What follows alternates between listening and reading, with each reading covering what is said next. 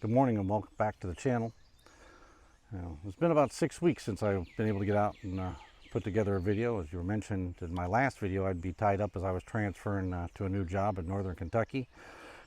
Still working on selling my house. Haven't been able to make that happen, so I'm still commuting back and forth on the weekends, and trying to find time to actually get out. It's been kind of tough here for the last 5-6 weeks. So this morning I got up real early. I was going to come out and take an image at sunrise, and of course I get up at 5:30 a.m. I think it was, and thunderstorms going on. It was kind of like, yeah, why bother, just kind of go back to sleep. Well, here we are a little bit later in the morning and the skies have cleared, the clouds are gone. I thought, what the heck, I come out now. Why did I choose to do that? It's really pretty simple. Last night when I got home, it dawned on me that, some of these places I've been going and making videos of and taking images of for the last, couple years, certainly for making videos everybody to watch, plus many years before. I'm not going to, once I get relocated, I may never see these places again. So this morning I figured I would come out here to Baker's Camp Cover Bridge, which is here, behind me. You can see it there, which is certainly one of my 4 favorite bridges out here in western Indiana.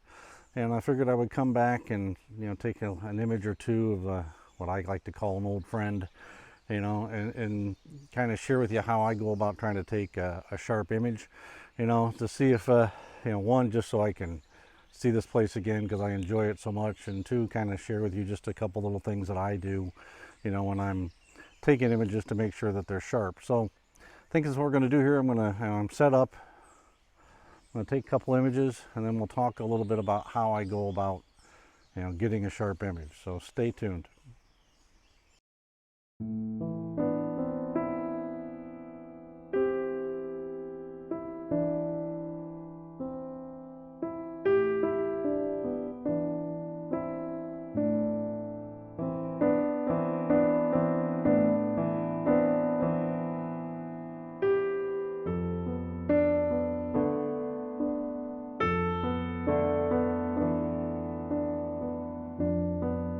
All right, so what do I do, to try to get a good sharp image, when I'm out, taking an image like I am today. Now, granted, this is the worst time of day. It's almost noon. The sun's almost directly overhead. The light is harsh and it's terrible, and that's pretty much irrelevant for today. Again, this is a trip out just to see this place one more time before I move away from Indiana and probably never get back here again, But how do I go about doing it? Well, the first thing I do is I use a tripod, all right, which you can see here. And I try to use a sturdy tripod, and I like one that's carbon fiber. So if you look, this is my 3-legged thing, Winston tripod. It's a little big, but it's not super heavy, and it is incredibly strong. So it gives you a good, durable, sturdy base. All right, so now after that, obviously I like to use, some sort of a mount on a ball head, which you see here. I use a 3-legged thing, mount as well. All right, to put on my camera. And then the other thing, next thing I do is I will turn off my image stabilization on my lens. So if you look here, I have it turned to off. Now, why do I do that?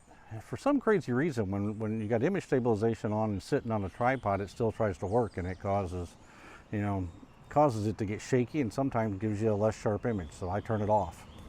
All right, so now,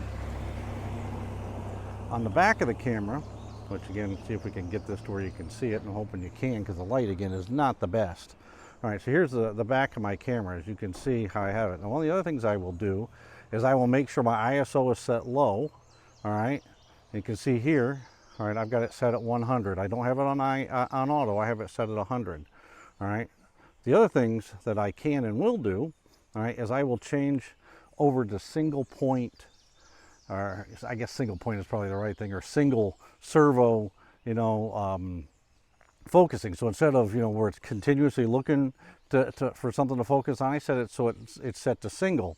Now on a Canon, you can get to that through a quick menu, which you touch here, all right, and then you'll have all these options here along the side, all right, and you got right underneath the top, and it says 1 shot or servo, and I always select 1 shot, all right, so that way, whatever I focus on, it's going to stay focused on that point, as opposed to thinking maybe something's moving, maybe a limb or a leaf or something falls through in the middle, or a car comes or whatever, and it'll change over focus point to that. I try to avoid that.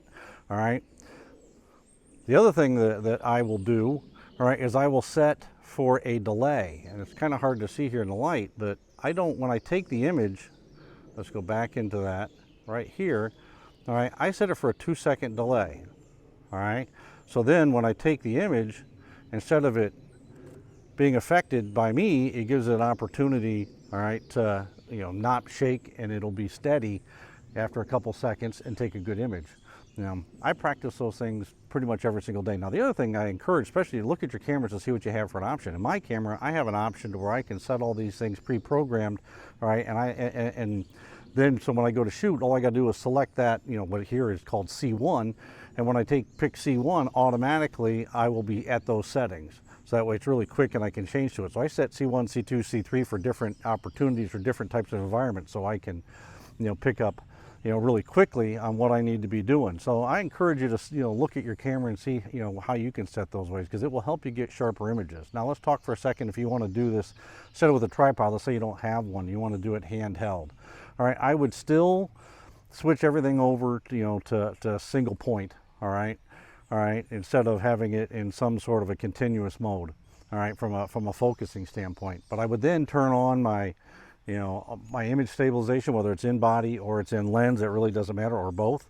All right, have them turned on, and then practice a simple rule, which is the 1/over rule. So in other words, if you're shooting, you know, like this particular lens is a 15 to 35. So if I'm shooting at 15, I'm going to be somewhere around 1/15 of a second. If I'm shooting at 35, it's going to be 1/35 of a second. And that just helps, all right, with a little bit of movement and things you'll have in your hand. So make sure that if you are shooting handheld, that you think like that, and always practice the 1/over rule. Always have a single point, and make sure if you have image stabilization, turn it on. Now the image stabilization, you know, whether it's in body or lens, can help you maybe shoot a little bit lower than what I'm saying the 1/over rule is, but, you know, don't think for a second that you can't, you know, at least do it that way and get a decent image. You should be able to, all right, from that standpoint. All right, I'm going to end this video here, you know, and say goodbye to my old friend here, built in 1901 by J.J. Daniels here along, you know, Big Walnut Creek. You know, I'm going to miss this place. You know, it's especially in the fall, it's spectacular with the leaves colors and leaves changing and all the colors are around it. You know, it's really, I'm really going to miss it. Now, what I'm going to try to do here, hopefully before I move, is at least get out to 1 or 2 more of these places. You know, right up the creek here, about 2 miles north of where we're standing, is Rolling Stone Covered Bridge, which I've done a few videos from there. I really love the name of that place. Don't know if we'll go there, but State Sanatorium's a few miles away. You know, we may go to the State Sanatorium Covered Bridge, which I absolutely love, and then, you know, hopefully here, you know, before I move, I'd like to get out to my favorite place and where I shot my very first video, which is the Bridgeton Mill and Bridgeton Covered Bridge, you know, out here in western Indiana, in the little town of Bridgeton. You know, I'm going to miss these places. They are really pretty special. You know, maybe someday I'll get back, but there's a pretty good chance I won't. So anyway, like I said, I'll end the video here. I'm going to throw in a few images, 1 or 2 of the images I've taken today. May throw in a couple images here I've taken in the past, just so you can get a little bit of a feel for the spot on a day where the light's a hell of a lot better than it is now. But thanks for coming along, everybody. You know, hopefully you've enjoyed this video, and look forward to more. Thank you very much. You know, remember to like, comment, and subscribe. You know, until we see you again, stay safe.